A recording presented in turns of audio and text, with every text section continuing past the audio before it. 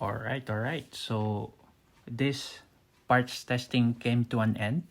I just want you to remember what are the parts that we installed. But since these parts are hard to remember because most of them are like identified as letters with numbers, it's hard to remember. But the thing is, there's a catch for that one because each of them had their own name made by Shimano. And the other thing is, these are the common parts that we have in the bike. This is the front derailleur, as you know.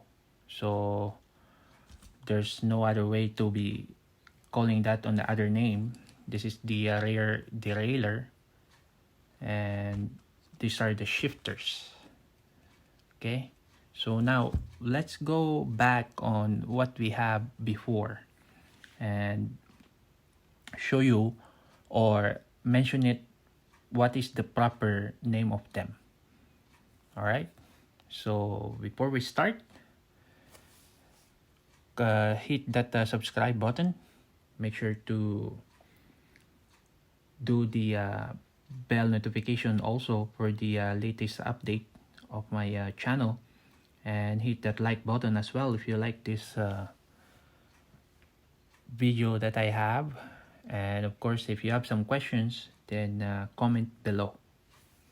All right. All right. So now this is the main purpose of why I'm doing this. It is not because I'm explaining it part by part. It is because I need to get it tested first before installing it on my bike, because most of them are internally routed. It will be hard for me to trace what is the problem later. Right now is still out of the bike, so at least I know that the each parts are working and it will be responding.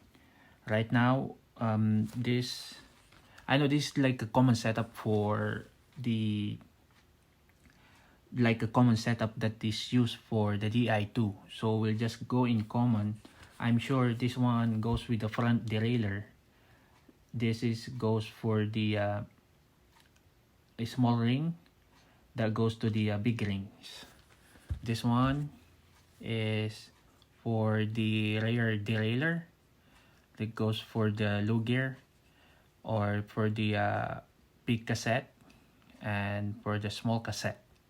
That's what I know, because commonly that's the setup that was been set for before leaving it to the factory. So that's what I know. Let's see if it works. So if you see this one here, the rest will stay. Those are not moving parts, these ones, but these are the main ones that will receive your command. Then these two guy here are the one will be moving. So for this, if I press this two, this should be the one moving only, except this. Now if I press up, okay, so now this is working. So that's up, this is down. There you go. So there's down, then up. So that's 100% working. There's no problem with the front derailleur and the connection. So up, this is down, then up. Okay, I need to do a testing a couple of times so that you have to make sure if it's working properly or not. Okay, so we're done with that. That's 100% working. Good thing. Then second thing is this one. So this is the right shifter, and this should be only for this.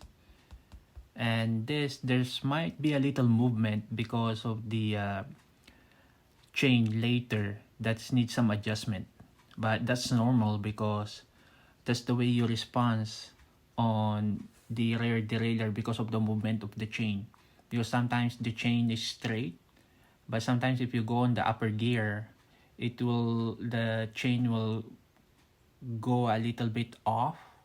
Then this one will follow it also to avoid some touching between those two sides here for the chain.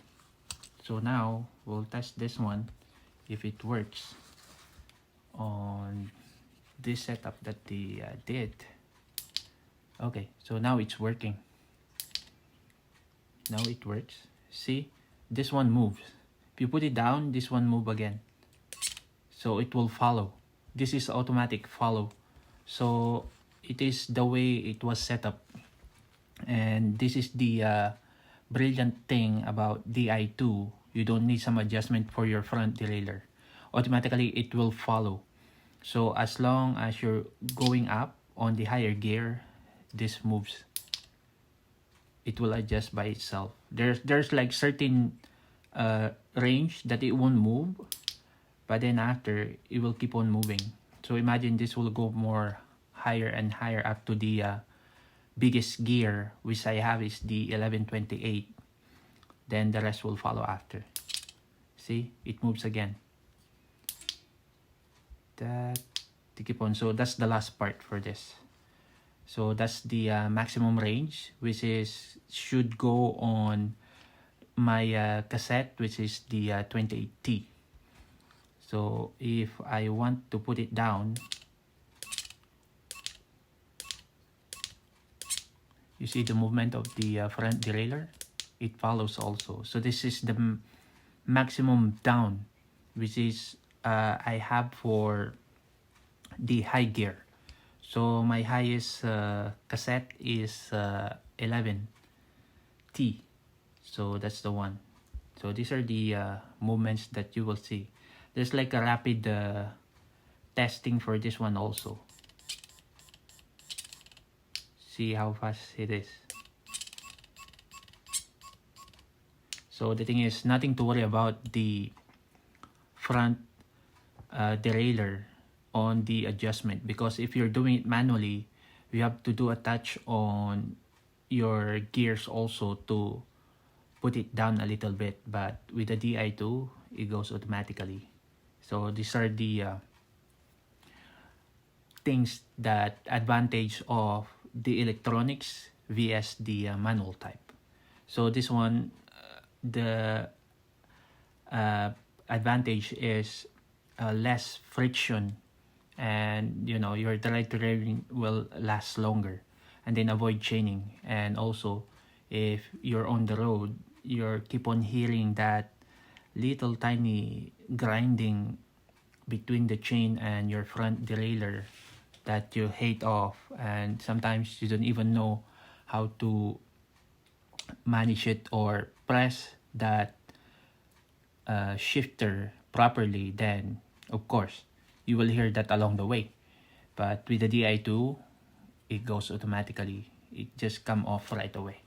You just need a proper tuning for this one and everything will be fine. So we'll just do a testing again. That's the thing, that works. And there you go. So this is ready for installation on my bike.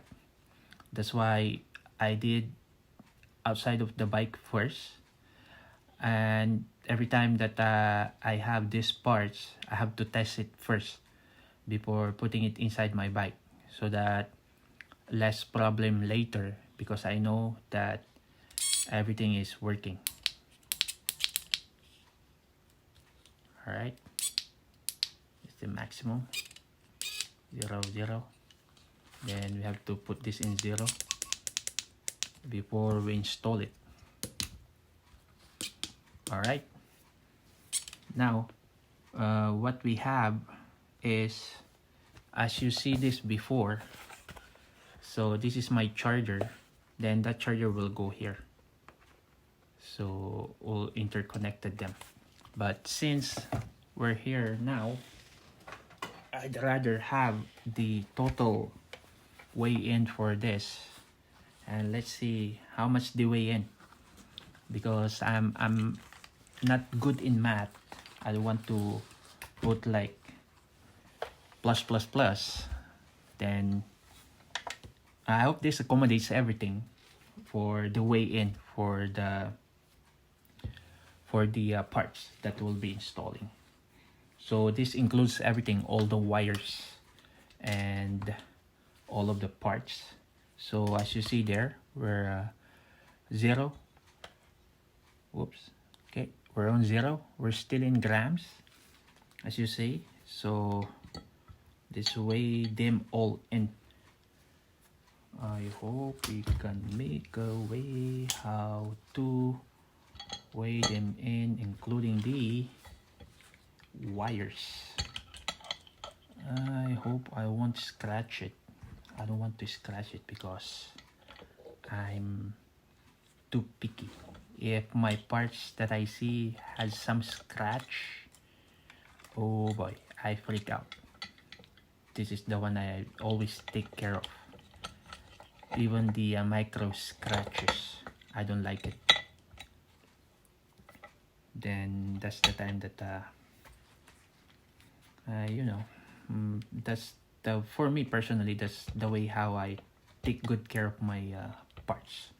As you know, maybe later if I need to resell it, the buyer will be happy also because there's no scratches.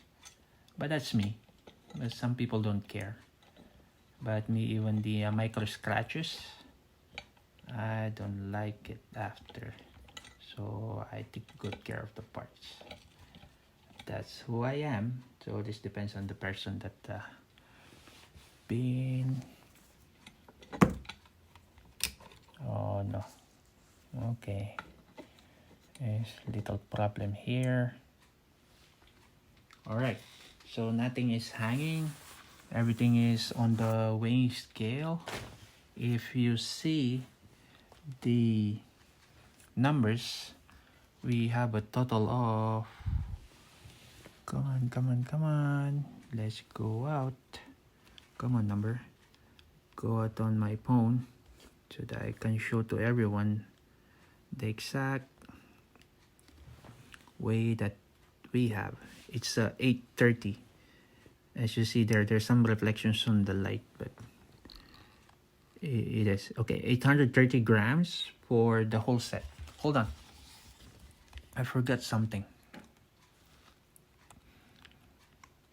It's this, because we need to install this on around the bar end. So like maybe it will be like 832, or we still have this other part. So 834, I think. There you go. 834 grams in total weigh in with the parts. Then now we'll be taking off some of the parts later as a continuation. Then what I will do, I don't want to